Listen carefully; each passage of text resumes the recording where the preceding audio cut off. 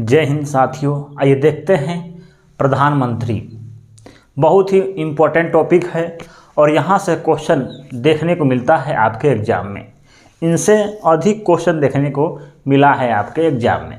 तो सबसे पहले हम देखेंगे प्रधानमंत्री के बारे में अनुच्छेद, उसके बारे में देखेंगे कुछ तथ्य जो कि हम इसको ट्रिक से याद करेंगे, आपको आसानी से याद हो जाएगा। तो सबसे पहले हम देखते हैं प्रधानमंत्री के बारे में। मंत्रिपरिषद और यह है मंत्रिमंडल। तो मंत्रिपरिषद का अध्यक्ष होता है आपका प्रधानमंत्री, जिसमें मंत्रिपरिषद में होता है केंद्र मंत्री, राज्य मंत्री और उप मंत्री।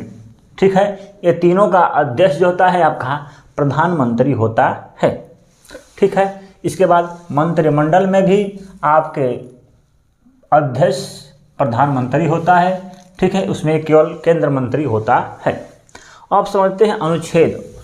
राष्ट्रपति की सलाह के लिए एक मंत्रिपरिषद होगा जिसका प्रधान जो है प्रधानमंत्री होगा। ठीक है, जिसका प्रधानमंत्री होगा। मतलब इस चीज़ को एक है, राष्ट्रपति की सलाह के लिए एक मंत्रिपरिषद बनाया गया है और उसका अध्यक्ष जो होगा प्रधानमंत्री होगा। ठीक है, कोई दिक्कत नहीं है, ये क्वेश्चन है। इसके बाद है अनुच्छेद 75। वेरी मोस्ट इम्पॉर्टेंट क्वेश्चन है कि प्रधानमंत्री की नियुक्ति कौन करता है? राष्ट्रपति करता है। प्रधानमंत्री की नियुक्ति कौन करता है? राष्ट्रपति करता है या करेगा। मंत्रिपरिषद के सदस्य की नियुक्ति कौन करता है? आपका राष्ट्रपति ही करता है। कौन करता है? राष्ट्रपति करता है। लेकिन प्रधानमंत्री की सलाह पर मंत्रिपरिषद की नियुक्ति कौन करता है? राष्ट्रपति करता है, आपके प्रधानमंत्री के सलाह पर। इम्पोर्टेंट है दोनों पॉइंट। ठीक है, क्या है? प्रधानमंत्री की नियुक्ति कौन करता है? राष्ट्रपति करता है। सिंपल है, आप बता देंगे। क्वेश्चन पूछेगा कि मंत्रिपरिषद के सदस्य की नियुक्ति कौन करता है? कौन करता है? राष्ट्रपति करता है। प्रधानमंत्री की सलाह पर राष्ट्रपति करता है। ऑप्शन देगा तो फंस जाएंगे, मगर क्या है? प्रधानमंत्री की सलाह पर राष्ट्रपति करता है। क्वेश्चन का सही आंसर ये होगा। ठीक, यही सबसे अधिक अनुच्छेद आपके एग्जाम में आने की संभावना है। आएगा तो यही आएगा। ठीक है, इसके बाद देखेंगे अनुच्छेद 75 का 3 क्या है? मंत्रिपरिषद सामूहिक रूप से लोकसभा के प्रति और व्यक्तिगत रूप से राष्ट्रपति के प्रति उत्तरदायी होता है। मंत्रिपरिषद की बात कहता है। तो मंत्रिपरिषद जब कहेगा सामूहिक रूप से, मतलब सामूहिक माने क्या होता है? अधिक लोग से। तो अधिक माने लोकसभा। क्या आएगा? लोकसभा। जब कहेगा कि व्यक्तिगत रूप से मंत्रिपरिषद किसके प्रति उत्तरदायी होता है? तो राष्ट्रपति। व्यक्तिगत माने क्या होता है? एक आदमी। तो एक आदमी क्या आएगा? आपका राष्ट्रपति आएगा। तो मंत्रिपरिषद सामूहिक रूप से लोकसभा के प्रति और व्यक्तिगत रूप से राष्ट्रपति के प्रति उत्तरदायी होता है। ठीक है, ये कन्फ्यूजन दूर हो गया। जब कहेगा सामूहिक, तो सामूहिक माने क्या होता है? अधिक लोकसभा, लोक से लोकसभा।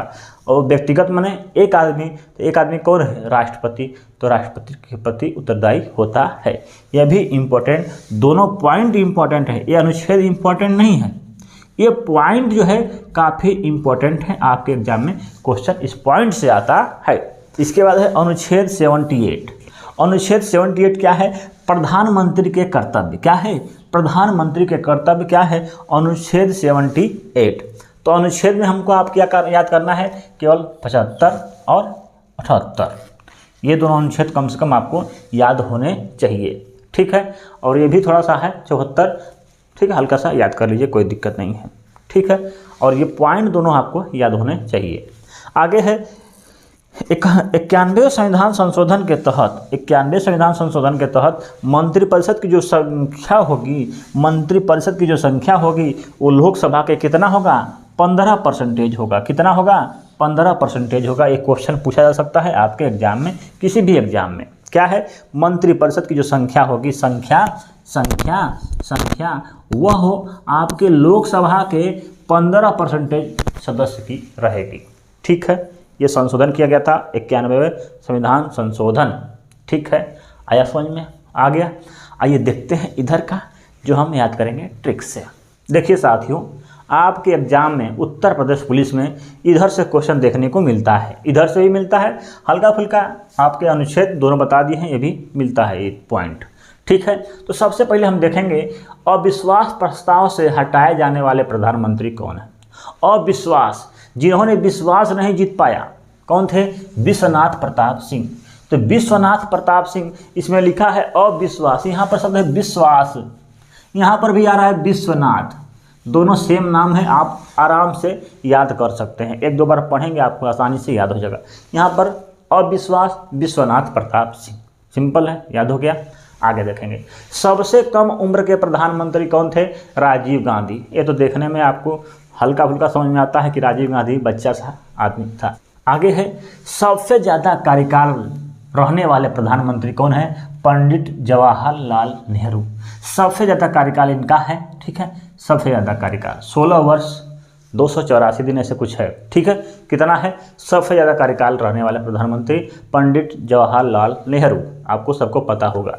आगे है, सबसे ज़्यादा उम्र के प्रधानमंत्री कौन है? सबसे ज़्यादा अधिक उम्र के प्रधानमंत्री कौन थे बने थे? मोरारजी देसाई। कौन?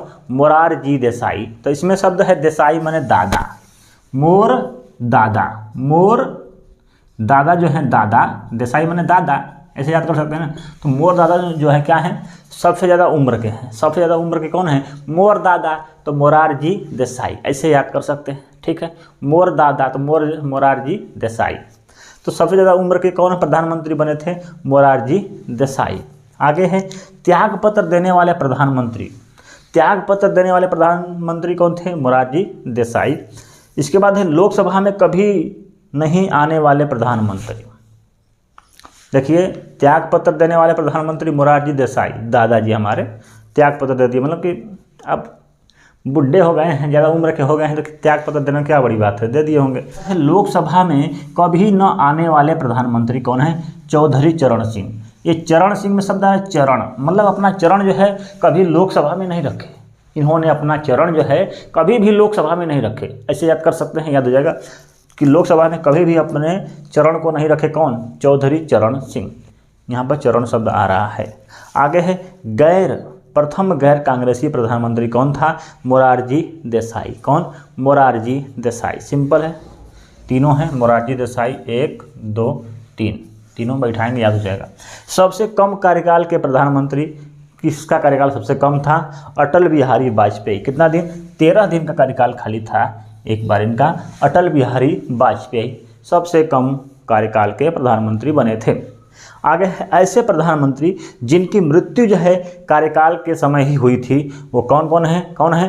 पंडित जवाहरलाल नेहरू, इसके बाद है लाल बहादुर शास्त्री और इंदिरा गांधी। 3 लोग हैं जिनकी मृत्यु जो है भैया इनके कार्यकाल के दौरान हुई थी।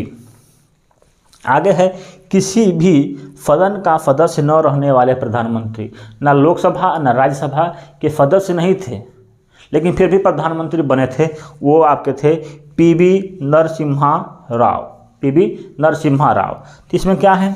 किसी भी सदन के सदस्य नहीं रहने वाले, मतलब कोई भी सदस्य सदन नहीं बन पाए। क्यों नहीं बन पाए? क्योंकि भाई पीते थे तो पी से पीबी, पीते थे पी से पीबी, तो पीवी नरसिम्हा राव, ठीक है, पीवी नरसिम्हा राव, ठीक है, पीते थे इसलिए किसी के सदस्य के सदन नहीं थे और प्रधानमंत्री बन गए। ऐसे याद कर सकते हैं, सिंपल है, थोड़ा सा फनी है, याद करेंगे तो याद हो जाएगा। यहाँ से क्वेश्चन आपके एग्जाम में देखने को मिल सकता है, इसके लिए हम आपको बता दिए हैं।